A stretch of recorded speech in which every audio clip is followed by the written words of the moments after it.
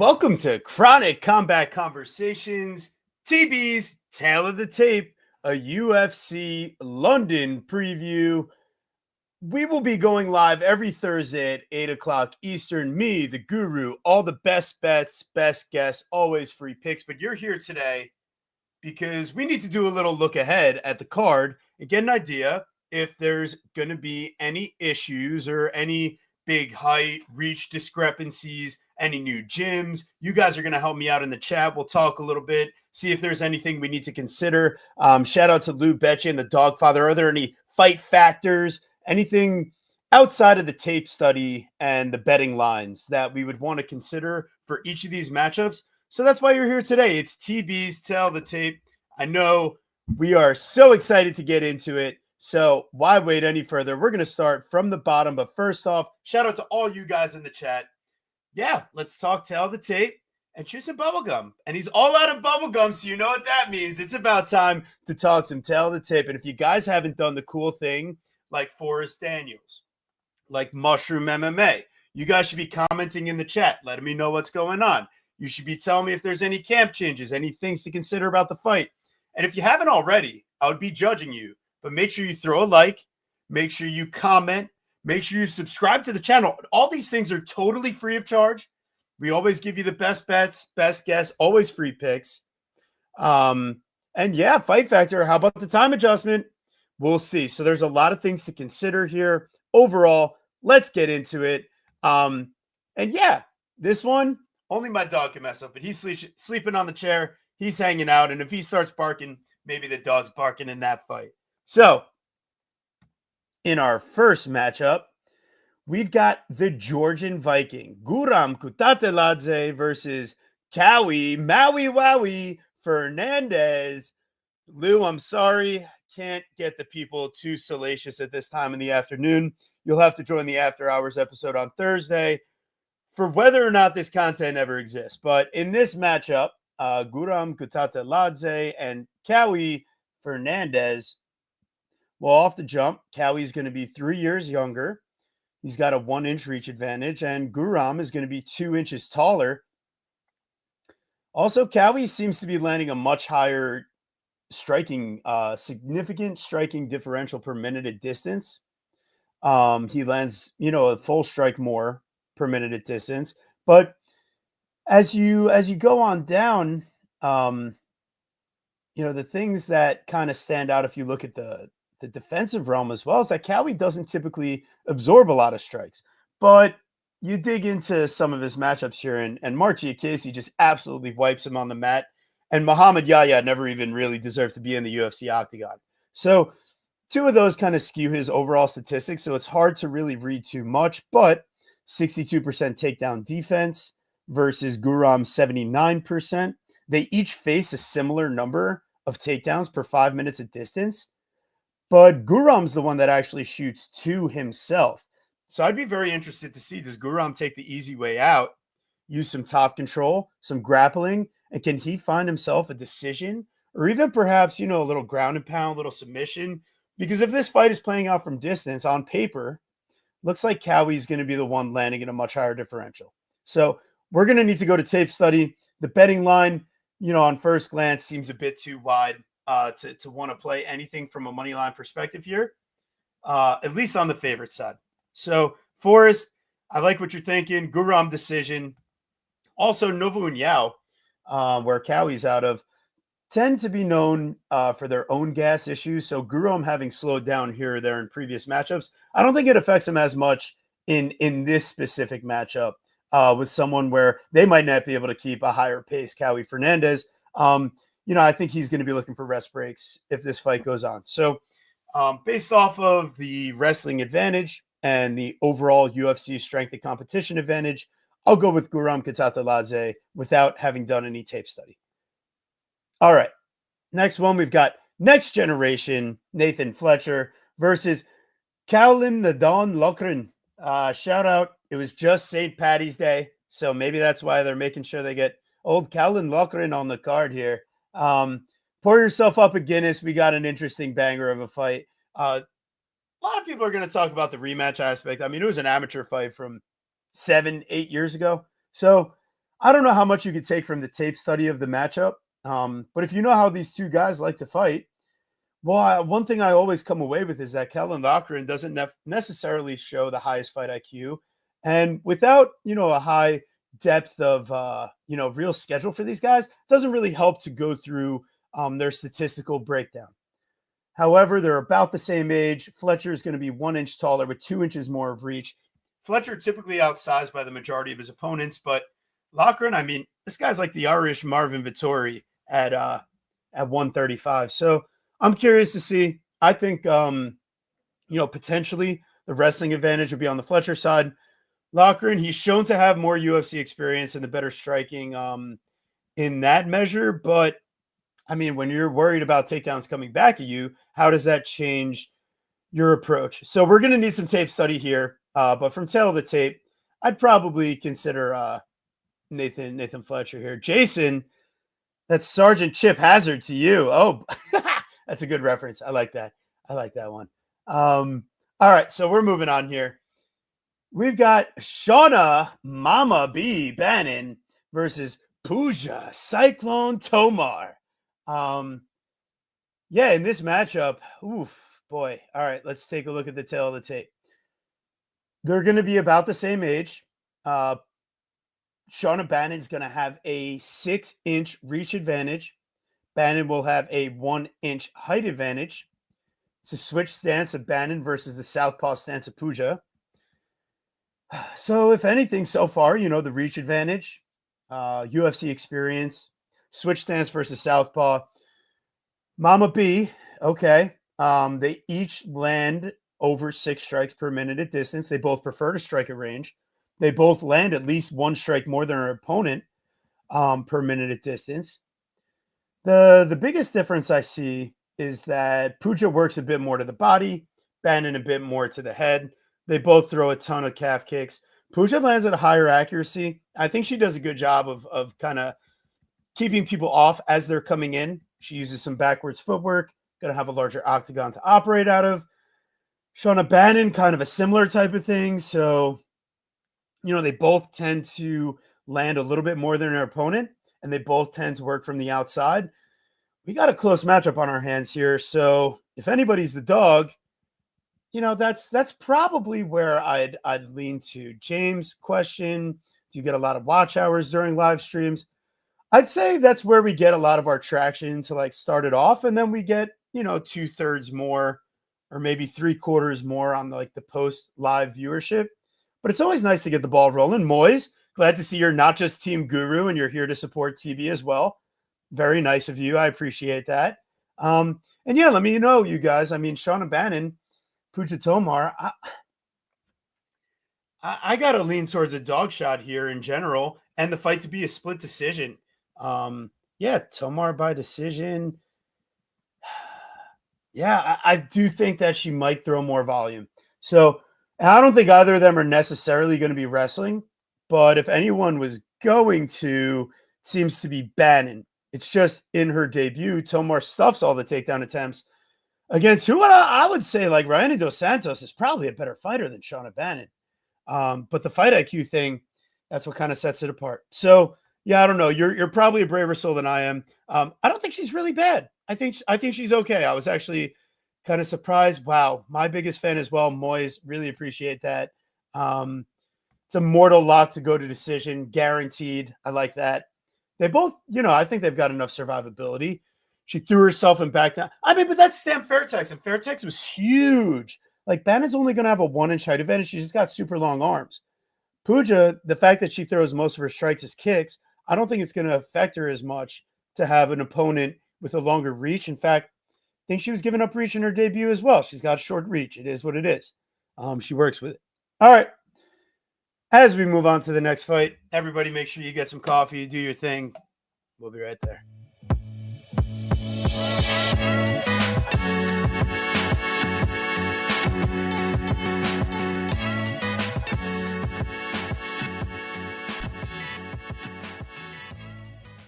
Christian Leroy Duncan, CLD, versus Andre Puliev.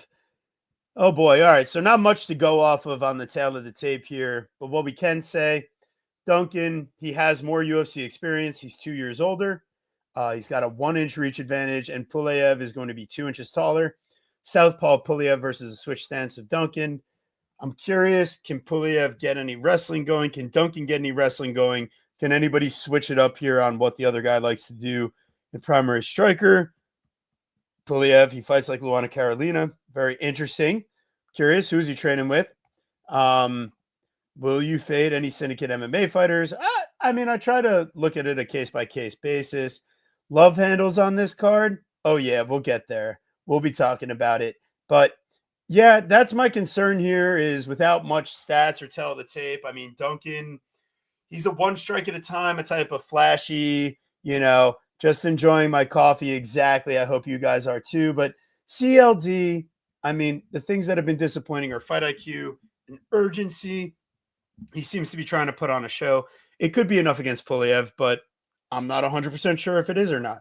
We're going to need some tape study to really know the answer, but I'd caution against, trusting a big favorite in this fight. It's probably going to be a primarily distance striking matchup. And I'm curious to see if anybody really has an advantage on the mat. So we'll have to look into that one. Follow us on the Thursday show to find out where I end up. We got Marcin Tybura versus Michael Parkin. If you're going to make your nickname your real name, you're getting your real name as your nickname. That's just the rules. Ask Bobby Green / King Green, whatever you want to call him. But in this matchup here, the real question, now that you've seen the names properly, let's zoom in on the stats. Parkin going to be 6 years younger. He's got a 1-inch reach advantage. He's got a 1-inch height advantage. He lands one more strike per minute at distance. He lands more than his opponents per minute at distance. He's got a higher knockdown ratio. He's never been knocked down. Tybura has been knocked down 5 times. The majority of Parkin's strikes are coming at distance, whereas Tybura does use a bit of ground and pound and clinch to get things going. Parkin does a lot of calf kicking and also a lot of head striking. A good boxer with some calf kicks, whereas Tybura, he kicks to all 3 levels, and he throws a ton of head strikes overall. As far as accuracy, Parkin is the way better striker from an accuracy perspective. He's also got a little bit better defense, 1%, but also like a 9% better head strike, significant defense. You can talk about level of competition. So I do think Tybura does have the advantage there, but typically Tybura, it's going to be with fighters where he's bigger than them or he has a wrestling advantage. I don't think he really has a striking advantage in this fight. Maybe he's the better kickboxer. I don't think he's the better boxer. I think Parkin's going to be the faster guy. And we see that in their defensive metrics and their accuracy. Control rate. Mick Parkin, I think he's got sneaky wrestling that really hasn't been tested. I think the majority of his opponents know not to mess with it. I think Tybura might get desperate to try it out because that's where Tybura's seeming advantage would be in this fight. He does attempt way more takedowns. He does have a pretty high control rate, but he also has a decent amount of time being controlled. So, yeah, I had to lean towards the dog money here on the Parkin side, but with this fight evening out, maybe we got to consider some things. Tybura has faced a way better competition. Even money could be interesting, but I'm going to need to do a little research and see if there's anything we can find on the Parkin defensive wrestling side. And yeah, minimalist approach. Yeah, we're going to see. I mean, I'm trying not to bet every single fight, whereas sometimes live betting might take me there. But at least pre-flop, I'm trying to be a little bit more selective. And yeah, I think it's all about finding the matchups where you think the biggest advantages are at the best price. And sometimes the price can be a favorite, but the majority of the time, I'm looking for the underdogs. So, yeah, in this matchup, I'd say all the striking metrics favor Parkin.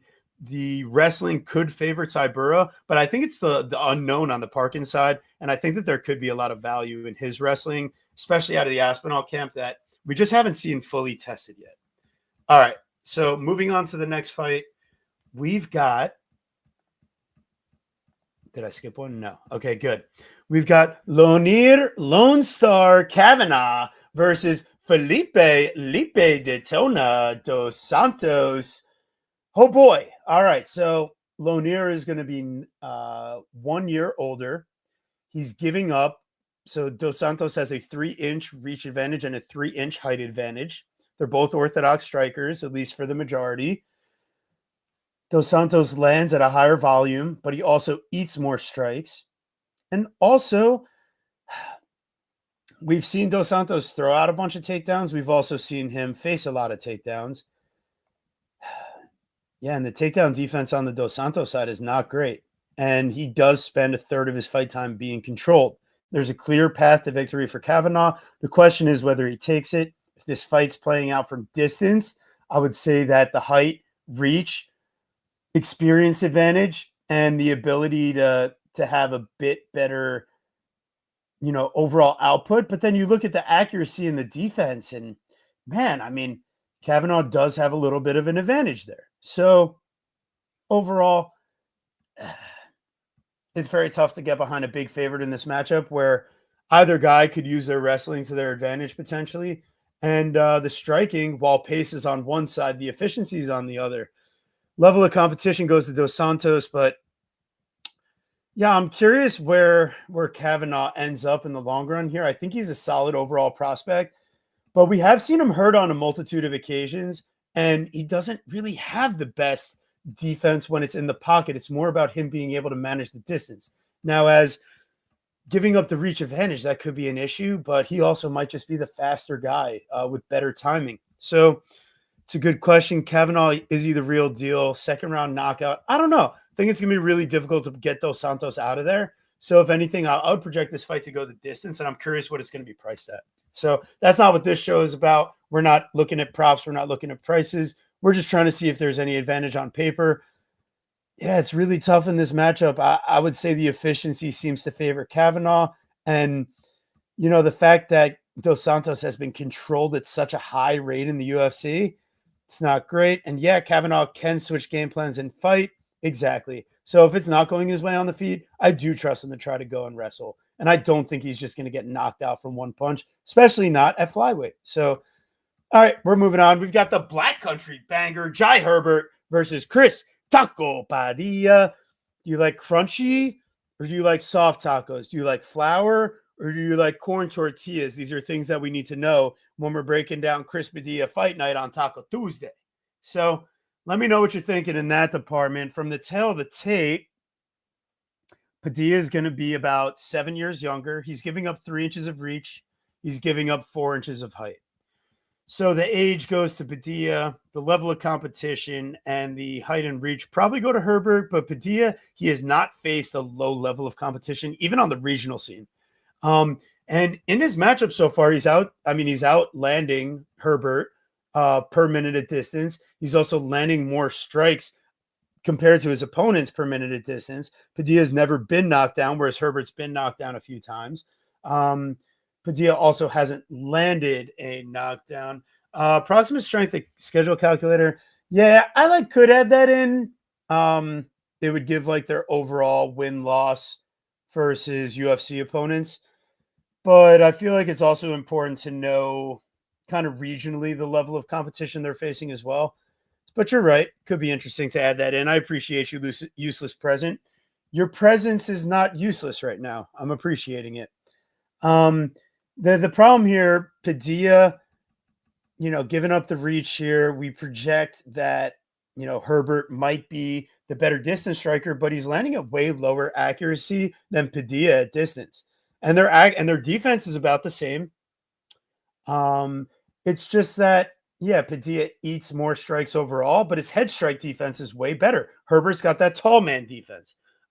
Taco's soft shell, plus 100 underdog Padilla. Nice. I'm kind of feeling the same way. I think if anybody, Padilla is going to have the grappling upside and the wrestling upside. He's going to try to use it. Herbert, he can stuff initial takedowns, but the grappling and the takedown entries of Padilla, and we've seen him have, he doesn't get controlled. He spends the time controlling people. That's what's most impressive to me. And also, yeah, improvements, right? And I think Herbert is probably on the decline. That's where the age factor comes in. Whereas Padilla, he's probably on the upswing. So, Yeah, dog money, Padilla.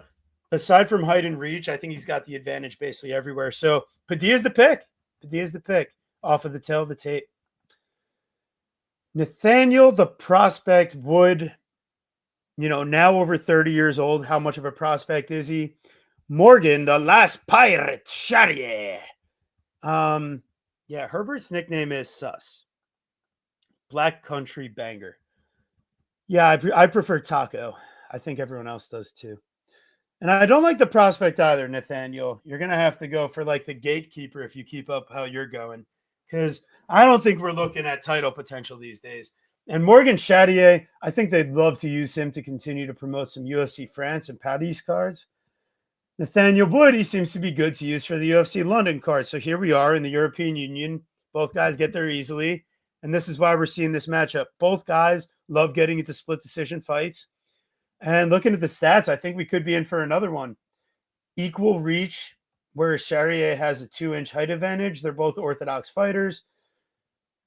Wood typically lands a higher strike per, minute at distance than his opponents. The one caveat we'll add to that is he lands such a high percentage of calf kicks and leg kicks that it kind of skews some of the accuracy marks and also the pace, because it's very hard to mess around with people that are willing to just strike at like calf kicking distance. And Charrier, when he's kicking, yeah, he'll throw some calf kicks, but he does a lot of body kicks. And he primarily likes to box a bit. So Wood, he does like boxing a bit too. He's a boxer with some heavy kicking discipline. So that's why you don't see him land a lot of body strikes. But yeah, I mean, overall, they have very similar striking accuracy. And if Wood's landing more, it's because of calf kicks, which no, the judges don't really love that much. They'd rather see the head and body strikes, more so the head strikes. So yeah, maybe Charrier has a slight advantage there, and he also has a higher knockdown rate, whereas Wood has been knocked down 2 times. So the chin advantage and the power advantage go to Charrier, whereas the output advantage goes to Wood. So it could be the minutes versus the moments. They're going to be distance striking the majority of the matchup. They both have a similar amount of time in control position and a similar percentage of total control rate and a similar amount of being controlled. I mean, these guys are like identical. One is British, one is French. I think, yeah, this fight goes to split decisions a lot. I don't hate anybody taking a dog shot, but I think my pick is Charrier. But how can you be confident at the minus money when I'm telling you this fight is born to be a split decision? And that's the only thing that I'm allowed to bet on this fight. Okay, moving on. Make sure you guys are doing the right thing. Like, subscribe. We're live every Thursday, 8 o'clock Eastern. We'll see you in a couple days. We got Big Steve MMA. Best bets, best guess, always free picks. Giving you TB's tail of the tape. Make sure you stay hydrated, whether it's coffee, water. I'm going to do both, but I'll catch you guys in a second.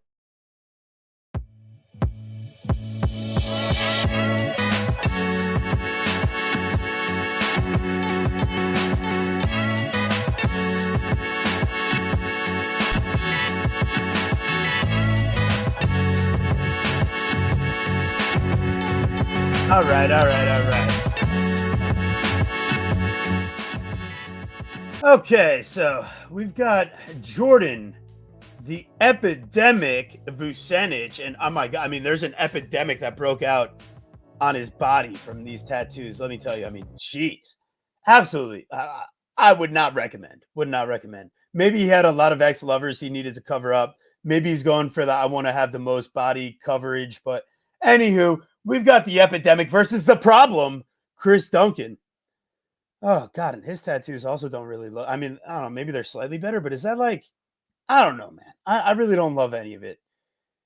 Anyways, from a tail of the tape perspective, Duncan's going to be 2 years older. Vucenic is going to have a 2-inch reach advantage. They're the same height. They both are primary orthodox strikers. They both land about 1.5 strikes more per minute at distance than their opponents. Vucenic had to face Guram on short notice in his debut, lands a knockdown, and certainly falls off round 2 and round 3. But still an impressive debut performance. Duncan, he's one of those guys where it's like he's losing until he isn't. He's trying to stay in the fight, but there are times where, like, he's losing until he gets finished. So Chris Duncan, it could be a problem for him here in a super durable, high level grappler in Vucenic. I don't necessarily, he seems to be more athletic too. I mean, Duncan could out hustle him, but I think like, I don't know that he uh, out athleticizes him. I don't think he's the better athlete here, and I think Vucenic, he's probably the more dangerous guy in each avenue this fight could take place. And Duncan, I know he was a big dog to Oki, and he pulls it off.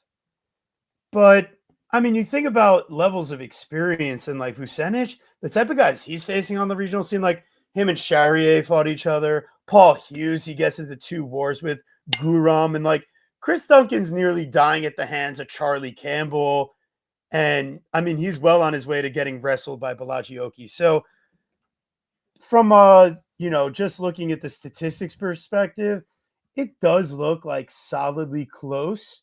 And some of the stats are going to favor Duncan, but it's a super small sample size on the Vucenic side. And that's why I'd caution people, like, we don't really know too much here. So if you're looking to bet the big favorite who's 0-1 in the UFC, or if you're betting a big dog where I just think he's kind of outgunned, I think, if Duncan has some early success and Vucenic can rebound, maybe you get a live price.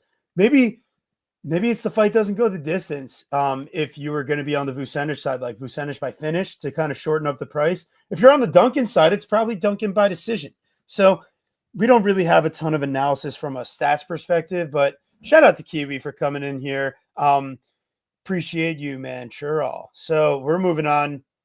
Our next matchup, we got Molly Meatball McCann versus Alexia Bergesinia Tainara. Oh boy. Yeah. Vucenic second round submission, rear naked choker armbar. Moyes, no overthinking. Vucenic is going to submit Duncan inside of 2.5 minutes. Fair enough. Raw torque. What up? What's going on, mother fluffer? Appreciate you, buddy, for hopping in the chat as well. Yeah, so Molly Meatball McCann, she's going to be 5 years older. She's giving up 5 inches of reach. Tainara, they're the same height. But Tainara here on short notice, making her debut, flying across the world to London to fight Molly McCann. So why is Alexia Tainara the favorite? We don't really have great stats that we can go off of necessarily. But what I could tell you is that she outlands her opponent from distance, 94-44, but only with a 39% striking accuracy. And against Rose Coniseo, I mean, oh my God, she was 4'7". She was 4'7". What? Is that real? Was Rose Coniseo 4'7" on the Contender Series? Now, only giving up 2 inches of reach, but like, I mean, Molly McCann, the way that she typically loses is by submission. Bruna Brazil punted her in the coochie 2 times before landing a series of body shots and crippling Molly McCann and just using her size and wrestling ability. I don't know. I mean, Tainara's not bigger. She just has longer reach. Molly, she's the one that dropped down to 115. Experience, definitely on the McCann side. I mean, yeah, great question. Why is the Brazilian the favorite? Good question. We need to do some deep looking into this one. So that's what we'll do. Check out the Thursday show. You'll see where I end up. We've got Gunnar Nelson. Rose, technical chase, clean and precise. She had no idea when pressure McCann is going to F her up. I definitely could be. We're going to need to do some tape. Molly loves to get submitted. Tainara is far more advanced in striking and the ground. Molly loses the fight unless Tainara gasses or comes in injured. She could gas. She's on short notice. And she's kind of big for the weight class. Long arms. All right. Speaking of big for the weight class, making a weight cut on shorter notice, Kevin Holland, the Trailblazer, against Goonie Nelson. Holland going to be 4 years younger. Quietly, 32 years old already. He's got a 9-inch reach advantage. He's going to have a 4-inch height advantage. He's probably going to have a size advantage as well. He's the orthodox fighter, but he switches stance a bit. Yeah, that is definitely a Gunnar stash, bro. I totally agree. And then, yeah, so switch stance for Goonie out of the, karate stance, whereas Holland, he can strike out of either stance. He lands a lot. Like he's going to land on average about 3 more strikes per minute at distance than Nelson. He's got the better knockdown rate. Nelson's been knocked down 3 times. He's only landed one, whereas Holland's landed 5, never been knocked down. He lands, I mean, overall, like a way higher rate from distance. They've got similar defense, especially head strike defense.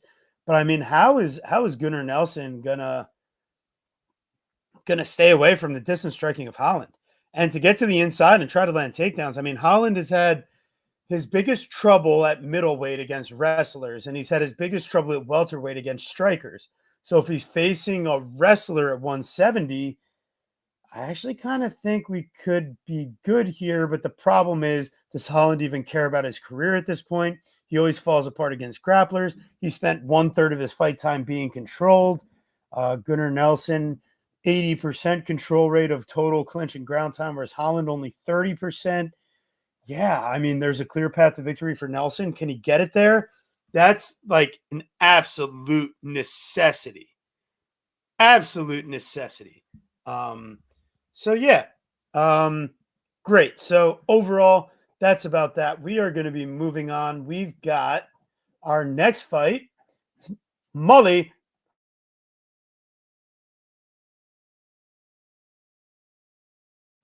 Sorry, dog was having fun. All right, our next fight. We've got Polish Power, Jan Blachowicz versus Black Jag, Carlos Oberg. Um, oh boy, I did a terrible job cropping it from Nate Latshaw's amazing stats, but in this matchup, Carlos Black Jag Oberg, he's going to have a 2-inch height advantage. They have 1-inch reach advantage for Blachowicz. Oberg is going to be 9 years younger. They're both an orthodox stance. Typically, they both can switch stances. Oberg lands a way higher overall rate of distance striking compared to his opponent. He's also got a way higher accuracy. He's faced the lower level of competition. They land a similar profile of striking. They both land a lot of kicks. They both also land a decent amount of head strikes. It's just that Oberg lands at a higher volume. And I think, like, even though we talk about Polish Power, Oberg's got a higher knockdown rate. And yeah, he's been knocked down one time. So is Jan. So both these guys have faced their own issues against good strikers. And I think with Jan, against people that can strike with power off the back foot, that also, can match his reach and also have a kicking game in their own right. The question is, does this look like an Adesanya matchup where Jan gets his hands on him and is able to stifle Oberg and have his way? I'm projecting that coming off a double shoulder surgery, coming off of a 2-year layoff. This is like Marvin Vettori and Rafael Fiziev all in one against the younger, more athletic Carlos Oberg, who's going to be the taller and bigger guy, who's going to be a lot more athletic and faster. I mean, Oberg clearly, till the tape tells me, you got to go. Yeah, definitely concerned. So, all right, we're moving on. We've got our main event. And if you guys haven't already, please throw a like on the channel. Please throw a like on the video. Subscribe to the channel if you haven't already. Costs you absolutely nothing, 100% free. We give you the best bets, best guess, always free picks. And yeah, we're out here giving you some extra content too. TB's Tale of the Tape. Guru also coming to you with his gut reaction every time after the fight. So make sure you guys are joining. And before we do a breakdown for this main event, make sure you guys are locked in, get a beverage, because we're going to be ready to go. So hang tight.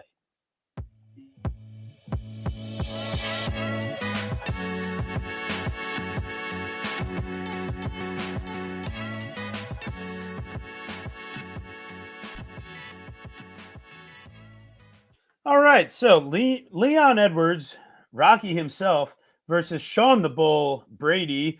That's what happens when you don't have your own nickname. And I think this could be a matter of a bull in a china shop versus the Weasel, the Matador himself, Leon Edwards.